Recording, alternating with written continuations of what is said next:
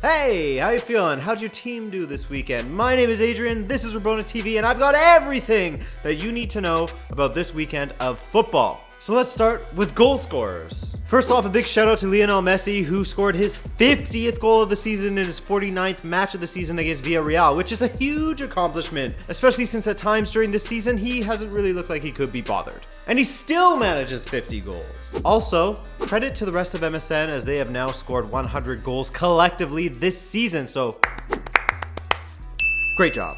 Also, shout out to MSN Messenger because that shit was the best. Do you guys remember all the sound effects from MSN Messenger? There was no better feeling than hearing that when someone signed on and it was your crush from school. Ooh, damn. Beginning of the video, off track already. Sorry, back on track. Also in Spain, let's give some love to James Rodriguez because he hasn't found much love this season under Zinedine Zidane. You can't buy a game from that guy. Unless you're talking about this point in the season because it's squad rotation time, baby. And because of that squad rotation, we've seen a sort of Real Madrid B team emerge, and James Rodriguez has been one of the leaders of that team, aka the Expendables. But just look at his form in the last 10 matches. 7 goals scored and 3 assists. 5 of those goals came in his last 4 matches, so if he does leave Madrid, which it looks like he will be a boon to any team that secures his signature. If he gets to play for them, of course. And the last of our goal scorers, Edin Dzeko, who scored 8 goals in his last 10 matches in what has been a fantastic season for him. In fact, it was his best season yet since the 2008-2009 season with Wolfsburg, in which he scored 36 goals. This year, he scored 37 in all competitions, and he's smashing records in Rome. He became the first to score 27 league goals since the 1934-35 season. That was 82 years ago. He's also scored more goals in a single season than Francesco Totti ever had, as Totti's best season was the 2006-2007 season where he scored 32. By the way, is it too early to talk about Totti in the past tense? And if Dzeko manages to score just 2 more goals in the league, he will match Roma's league scoring record at 29 goals set by Rodolfo Volk in 1931.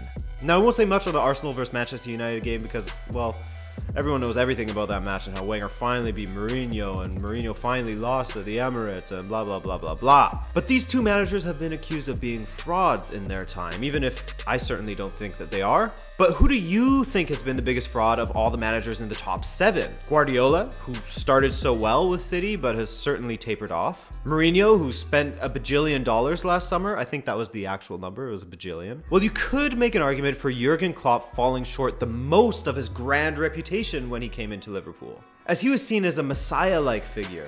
Someone who would save Liverpool from the Brendan Rodgers era and turn the entire football world of Liverpool upside down. Well, has he? Not really. I mean, he hasn't won anything with the club yet. And while they certainly have improved this year while sitting in 3rd place currently, at least until City plays another match, Klopp has the exact same record as Brendan Rodgers after 65 games. 33 wins, 18 draws, 14 losses. I think the fact that Klopp is a little more grounded in reality and isn't dropping character bombs on journalists all the time makes for the Liverpool pundits and fans being a little more forgiving with him. AKA, he doesn't seem deluded like Brendan. We showed great character today. Strength of character. You can't question the character. However, his half-hearted excuse at why Liverpool couldn't get the win this weekend was pretty dreadful. Granted, Liverpool couldn't get the win partially because James Milner missed a penalty, the first time he's done so since 2009 for Aston Villa against Bolton. But what does Klopp choose to say? That the pitch was dry. Not good. What? Really? If someone like Mourinho or even if Brendan Rodgers had said that, he would have gotten shredded by the press in the Monday morning newspapers. The internet would have killed him. And I don't know how long they'll give Jurgen Klopp the extra slack. Definitely next season, if Liverpool doesn't bring in any silverware or get any sort of success, if we're going by the Arsene Wenger measurement of success, then the Wolves will be out. Speaking of success, Chelsea beat Middlesbrough, who, by the way, haven't scored in 8 attempts at Stamford Bridge. That's going all the way back to 2001, my man. So as it stands, if Chelsea can get a win against West Brom on Friday, who, by the way, finally snapped that 5-game scoreless drought, damn, guys, way to go. then they will lift the Premier League trophy on a Friday. They are potentially 90 minutes away from being Premier League champions, you guys. And Middlesbrough, well, they've been relegated again. In fact, they've been relegated 4 times now. That is the most times a Premier League club has ever been relegated. I think the most remarkable thing from this Monday night match, though, was that Fabregas became the first player to get 10 assists in 6 consecutive Premier League seasons, despite him taking a holiday in Barcelona in between. Pretty damn good for a guy who's basically just a squad rotation player. Alright, let's jump to France, where Monaco may have a lead in the standings, but they're bottom of the table when it comes to average attendance, which kind of boggles my mind a little bit. Now, you could say, Adrian, the Stade Louis II only holds around 18,500-ish. And yeah, that's 100% true, but they also only managed to pull in an average of 9,002 people through the turnstiles for 17 home matches. That's sad. Now I'm going to compare them to what I know, and what I know is that Montreal, over 17 home matches, so the exact same number last season, managed an average attendance of 20,669.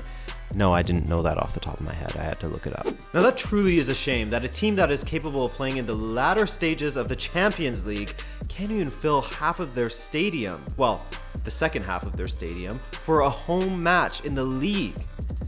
Really? And here's just a couple more little points of interest for you that I thought were cool this weekend. Enough with the hand gestures. Like, for example, in the Premier League, if you're excluding UK nationals and Irish people, Norwegians have scored the 4th most amount of goals in the Premier League with 507. Who would have thought? And in Holland, Feyenoord failed. They failed to win the league title against Excelsior in a Rotterdam derby as they lost 3-0. That's brutal. There was riots on the streets.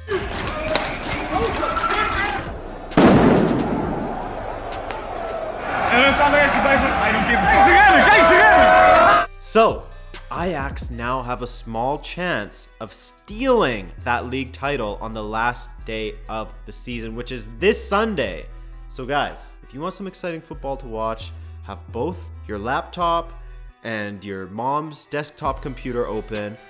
Feyenoord game on one, Ajax game on the other, Ajax game on the other, and just watch the madness roll out. And so that will just about do it for this video. Make sure to drop a like, especially for MSN Messenger. And also drop a comment in the section. We're gonna call the comment section that from now on, the section, so that we can talk. Thank you so much for watching, guys, and we'll see you on Friday morning for some Champions League and Europa League talk, because we're gonna know who the finalists are. Whew. I'm Adrian, this is Rabona TV, bye.